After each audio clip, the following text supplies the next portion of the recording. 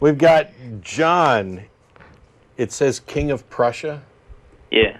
Is that a real place? It's around Valley Forge, close to Philadelphia. Oh, yeah, awesome. Yeah. All right. Well, thanks for calling. Hi. Yeah, thanks. I'm calling a friend wanted me to sort of try out an argument that I have for the existence of like a human soul, the spirit having like reason, free will, and consciousness. Okay. Okay. That's a big one. Yeah. Matter of fact, reason, free will, and consciousness, that's 3 big ones. Yeah. Go ahead. But I wanted to try to just make a few points briefly, if that's okay. Okay. Just about like my understanding of the idea from earlier in the show where like religion and the poverty thing, how they correlate to each other. I personally think that it is more like being in that state will lead you more to an awareness of your dependence on God and not vice versa. I think like the fact that there's poverty in a lot of those areas is due to like soil infertility, population density, the fact that they didn't have the same resources and inventors from the Industrial Revolution, things like that. Okay, that's right. that's one of 2 takes on it.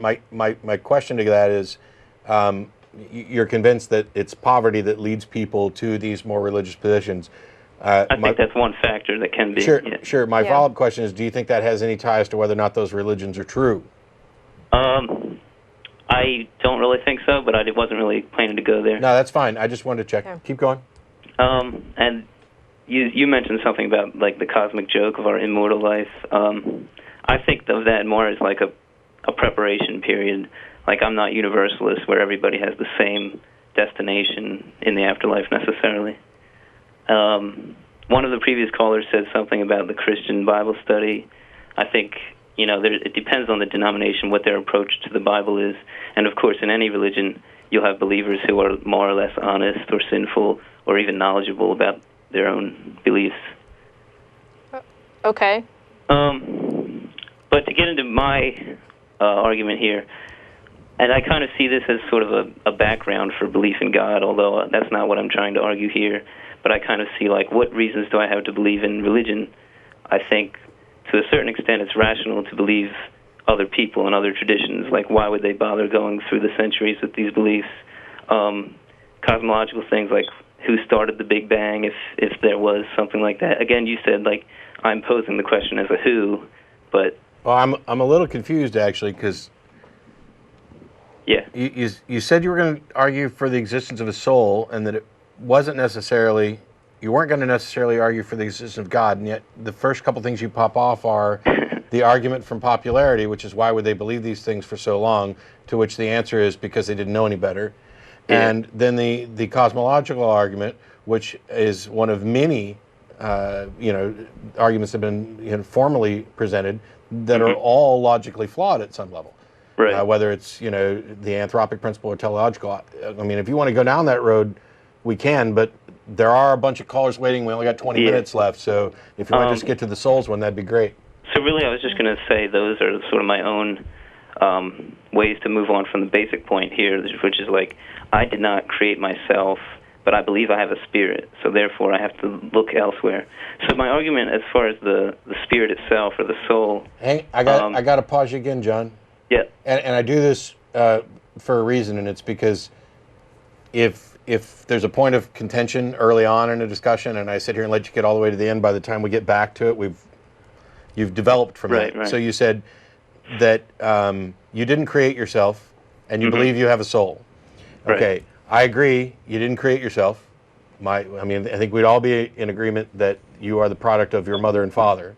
Mm-hmm. And the second thing that you said, where you believe you have a soul, if you're going to start off with that as a presupposition, you've kind of already set yourself up to argue in a circle. Well, that's what I'm saying. I'm saying I draw that from the argument that I'm about to go into. Oh, okay. So you just stated the conclusion up front. Go ahead. Well, so what are you defining? What's your definition of a soul? So, my friend pointed out that I'd probably have to be pretty good with that. I think it's like the non-material, self-conscious aspect of your being that incorporates free will and reasoning, like the mind. Okay, but we already know that the brain's responsible for reasoning.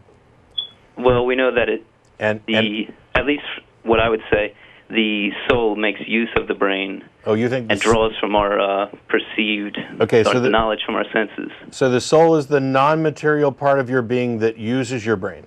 Yeah. Okay. What reason do you have for thinking that even exists? For the soul.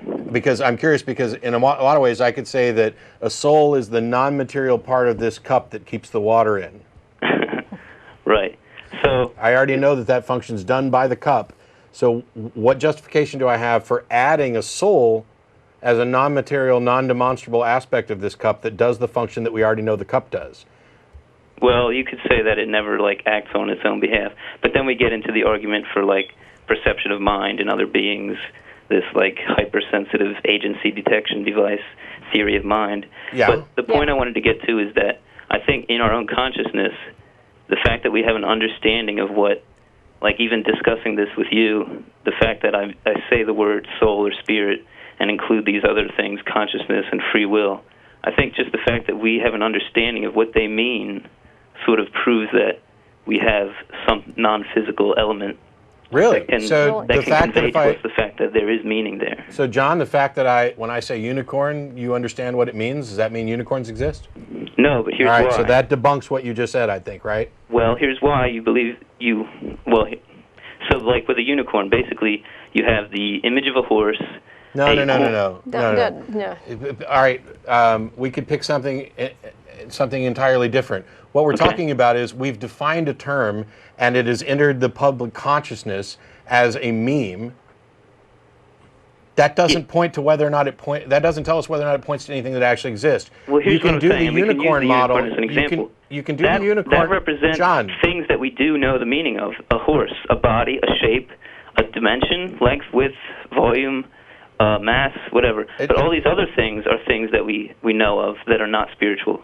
Right. But when I say spirit or soul, there's no non-material, or there's no material things that add up and convey the meaning. Which is why we had you define it at the beginning. Because when you say spirit or soul, I have no idea what you're talking about until you define it. All I know is that spirit and soul are words used by people to describe a number of things, and they all mean it slightly differently, which is why I have this huge problem with the word spirituality, because it's a useless term. So we had you define soul as what it is, and you gave us a definition. That's why I have an understanding of what you're talking about. Okay, it's not because it points to something real. But tell me why you understand free will. Why I understand free will? How I don't know. Does that convey meaning Probably to you? because I was taught the concept and have debated it a number of times. Yes, but why did the original people who developed the concept come up with that concept? Well, they're describing the limitations of behavior. That's very vague. We make up words. Will. We have a will. Where does that where do we derive that from? Desire? It's a brain state. How is it a brain state? You haven't identified a gene that makes that happen. You haven't pointed to the exact fabric of the brain. John, you don't have to identify a gene to know that something's a brain state. What you have to do is use an EKG. No, see, you're arguing from the same sort of abstract points that you're accusing me of arguing from. What? Sorry, what? You're using the same sort of abstract points that you're accusing me of by saying brain state. There's nothing abstract about a brain state. No, it's not. It's not abstract at all. The fact that we don't completely understand it doesn't mean that we cannot test and identify discrete electrochemical brain states. We do it all the time. But we can never prove the direct relationship between every one of those and a behavior. So what? So it's incomplete. That's all I'm saying. I'm not saying it proves the So you're saying thing. you're making a great big argument from ignorance that since we don't know everything, you can then posit something else that we don't know, and it suddenly becomes viable. Sorry, that doesn't work. Okay, let me try to sort of reiterate my explanation there. It's not the fact that I'm pointing out this other alternative, the soul or spirit or free will, reason. What I'm saying is the fact that we can get a meaning from words like free will and consciousness shows that we have those things. No, it doesn't. No, it doesn't. We give the words meaning. We have invented the words and associated them with things, and we define them. We use them in specific ways. It doesn't in any way. What if I say belongadonk? Does that mean anything to you? John, it doesn't in any way demonstrate that the thing we're talking about is real. And that's what the unicorn demonstration was for, or I could have picked Kermabelfluffen. And if I tell you that a Kermabelfluffen is a particular type of alien that doesn't map to anything physical here, you have the concept in your brain. And once everybody else knows what it is, whether it's a fairy or a leprechaun or a Kermabelfluffen, the meme exists, but the item does not. Do not confuse the map for the place. Correct.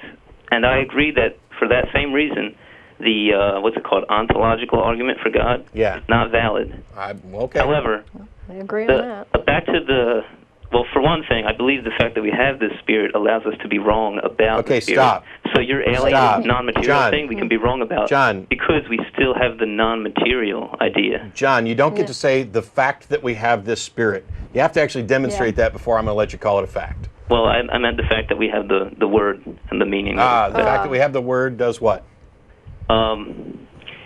It's along with the alien thing that you said, like the fact that we can, okay, not the fact, but I mean, it is a fact for some of us that we understand the meaning for that word. And I think that with your alien example, like if you can associate that with something that's not physical, I would conjecture that that's because we have this soul that lets us think about things that are non-material. You're only just defining the soul as non-physical. I'm saying that every attribute that people give to a soul we can identify physically, except for the part that we can't test at all, which is the idea that it continues after we're dead. You talk about the soul being. You talk about this, physically to where free will derives. John, you talk about the soul being responsible for thought, reasoning, free will. Consciousness, those are all things that we can identify as brain states. You have no reason. You claim to make that, but we can't. You can see activity in the brain, but that's not what consciousness is. That's just coming up with the memory stored and the way we move our arm and everything going on at the same time. John, do you know anything about cognitive neuroscience? A little bit.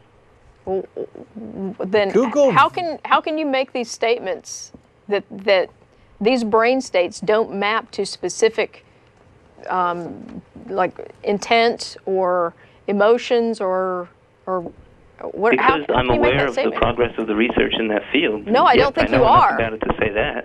I can guarantee you you're not. For example, something we've talked about a number of times, one of the most brilliant people on the planet in this area, V.S. Ramachandran, had done studies in split brain patients where you can question both brains and they have distinct personalities. And in one case, one half of the brain was a theist, and in another case, the other half of the brain was an atheist.